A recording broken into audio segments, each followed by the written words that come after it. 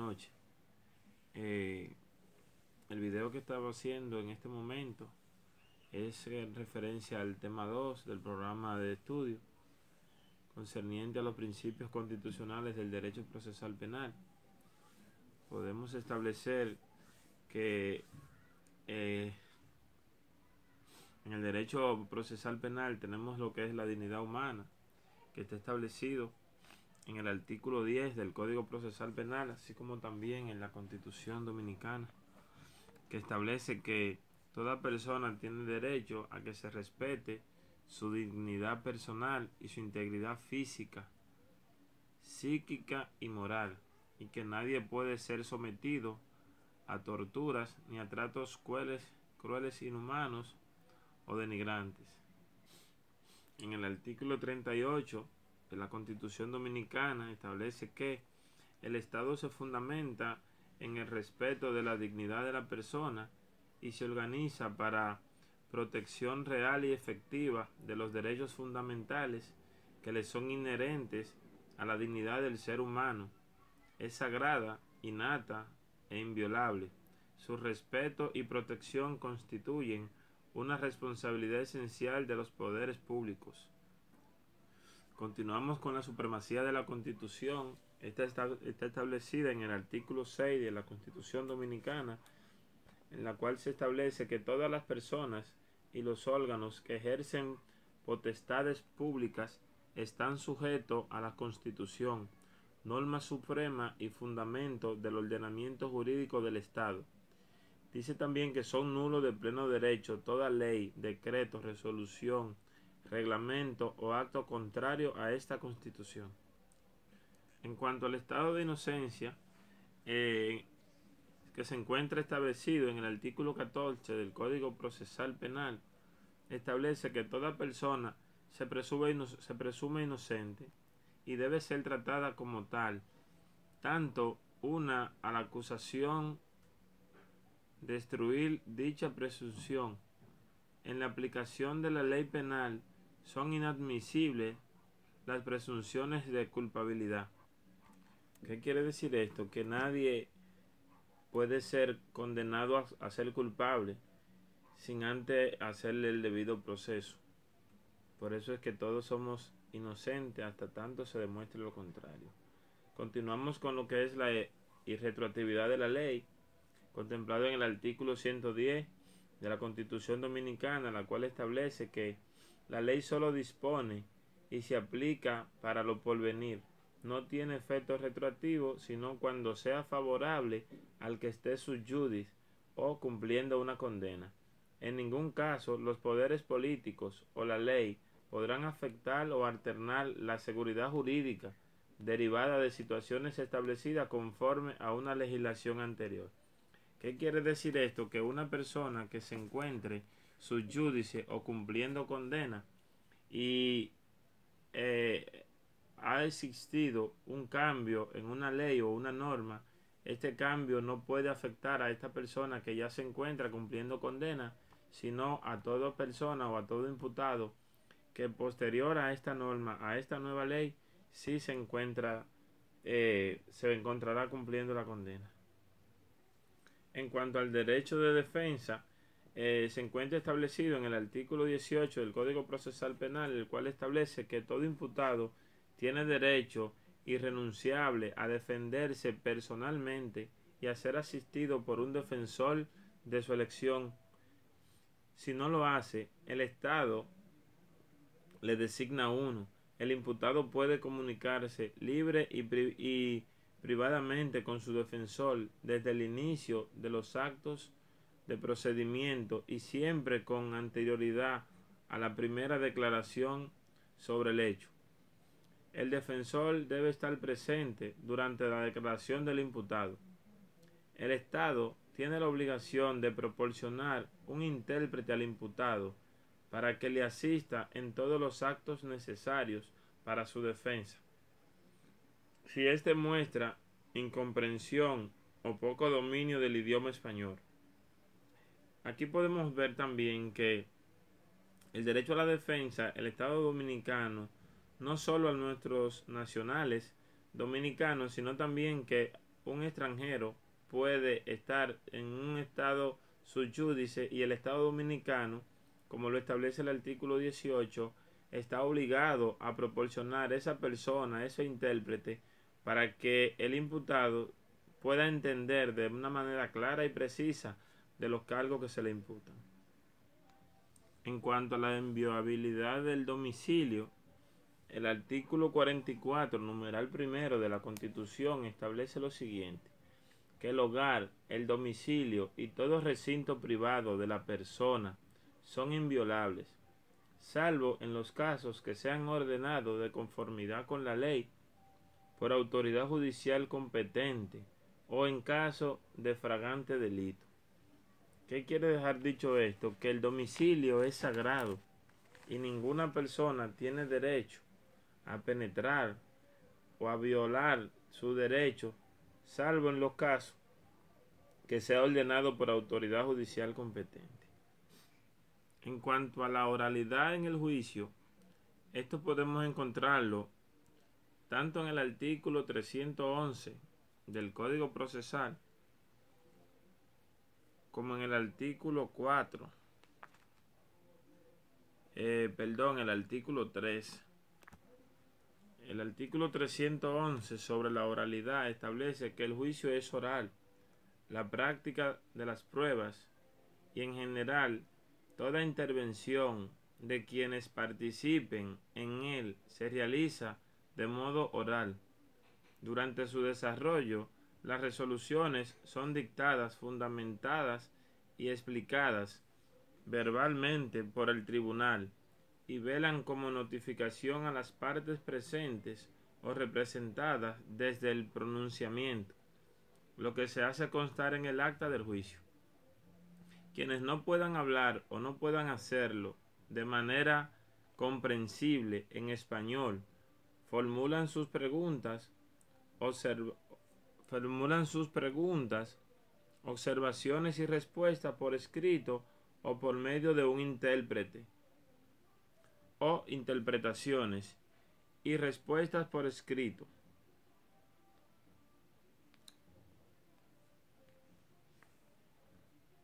las cuales son leídas y traducidas de modo que resulten entendibles para todos los presentes. Si la víctima o el imputado es sordo o no comprende el idioma español, el tribunal dispondrá que sea asistido por un intérprete con el objeto de transmitirle el contenido de las actuaciones de la audiencia. Esto que podemos ver aquí también lo podemos encontrar en el artículo 308 del mismo código, del Código Procesal Penal. Este artículo habla de lo que es la publicidad y dice que el juicio es público, salvo que de oficio o a petición de parte el tribunal decida mediante puerta cerrada, siempre que, primero, se afecte directamente el pudor de la vida privada o la integridad física de algunos de los intervinientes. 2. Que peligre un secreto oficial autorizado por la ley o un secreto particular comercial o industrial cuya revelación indebida resulte punible. Desaparecida la causa de restricción, el tribunal permite el reingreso del público. En estos casos, el tribunal puede imponer la obligación de reserva a las partes intervinientes sobre los hechos que presenciaron o conocieron, dejando constancia en el acta del juicio. También podemos ver que el juicio o previo al juicio, como lo mencioné hace un momento, lo establece también en el artículo 3 del Código Procesal Penal, que establece que nadie puede ser sancionado a una pena o mediante seguridad sin un juicio previo, que el juicio se ajusta a los principios de oralidad, publicidad, contradicciones, inmediación, celeridad y concentración. ¿Qué quiere decir esto? Que para que el juicio se pueda llevar a cabo existe un número de prerrogativas que deben ser cumplidas tanto por el tribunal como por los jueces.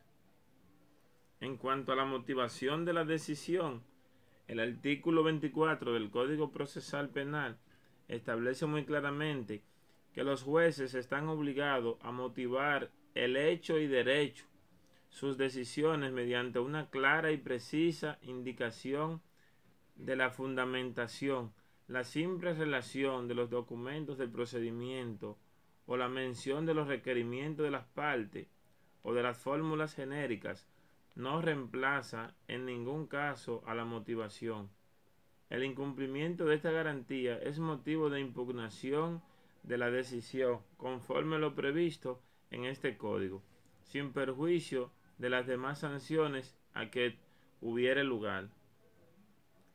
En cuanto al juez natural, eso lo podemos encontrar en el artículo 4 del Código Procesal Penal, que establece que nadie puede ser juzgado, condenado o sometido a una medida de seguridad por comisiones o tribunales especiales, ni sometido a otros tribunales que los constituidos conforme a este código, con anterioridad a los hechos de la causa. En el mismo punto podemos ver que tanto la imparcialidad como la independencia de los jueces, contemplado en el artículo 5, el cual establece lo siguiente, dice que los jueces solo están vinculados a la ley. Los jueces deben actuar en forma imparcial y con independencia de los otros poderes del Estado y de toda injerencia que pudiere prevenir de los demás integrantes del Poder Judicial o de los particulares. Esto nos deja claro que la imparcialidad que todo juez o magistrado debe tener al momento de impartir justicia no puede parcializarse con ninguna de las partes o por algún tercero que le interese una decisión que le convenga a su defendido. En cuanto al derecho que tiene el imputado de recurrir en justicia, eso lo podemos ver en el artículo 21 del Código Procesal Penal, en el cual se establece que el imputado tiene derecho a un recurso contra las sentencias condenatorias ante un juez o tribunal distinto al que haya emitido esa decisión. ¿Qué quiere decir esto? Que si el imputado no se siente a gusto o la defensa del imputado entiende que ese juez se ha parcializado o ha hecho una sentencia o ha dictado una sentencia que el cual no se siente a gusto o entiende que puede recusar al juez, puede atacar esa sentencia condenatoria ante un juez o tribunal distinto del que la dictó. En cuanto a la legalidad de las pruebas, estipulada en el artículo 26 del mismo Código Procesal Penal, los elementos de prueba solo tienen valor si son obtenidos e incorporados al proceso conforme a los principios y normas de este código. El incumplimiento de esta norma puede ser invocado en todo estado de causa y provoca la nulidad del acto y sus consecuencias, sin perjuicio de las sanciones previstas por la ley a los autores del hecho. En cuanto a la igualdad ante la ley, el artículo 11 dice que todas las personas son iguales ante la ley y deben ser tratadas conforme a las mismas reglas. Los jueces y el Ministerio Público deben tomar en cuenta las condiciones particulares de las personas y del caso, pero no pueden fundar sus decisiones en base a nacionalidad, género, etnia, color, credo o religión, ideas políticas, orientación sexual, posición económica o social, u otra condición con implicaciones discriminatorias. Ahí podemos ver de nuevo donde el juez debe ser imparcial e independiente ante toda sentencia que pueda dictar. En cuanto a la tutela judicial efectiva del proceso, la Constitución establece en el artículo 69, numeral 5, que ninguna persona puede ser juzgada dos veces por una misma causa. Podemos ver que el artículo 69, ampliándolo un poco más, dice que toda persona en el ejercicio de sus derechos e intereses legítimos tiene derecho a obtener la tutela judicial efectiva con respecto del debido proceso, que estará conformado por las garantías mínimas que se establecen a continuación. Y una de estas garantías es que ninguna persona puede ser juzgada dos veces por la misma causa. Existen otras, pero esta es la que nos ocupa en el momento. En cuanto a la no autoincriminación, el artículo 13 del Código Procesal Penal establece que nadie puede ser obligado a declarar contra sí mismo, y todo imputado tiene derecho a guardar silencio. El ejercicio de este derecho no puede ser considerado como una admisión de los hechos o indicios de culpabilidad, ni puede ser valorado en su contra. Este artículo 13 podemos verlo claramente, que nos dice de una manera clara algo diferente a lo que se escucha en el popular común, que el que calla otorga. Pues en el artículo 13 la no incriminación establece que tú tienes derecho a guardar silencio. No, el que guarda silencio está admitiendo de lo que algo que se le acusa.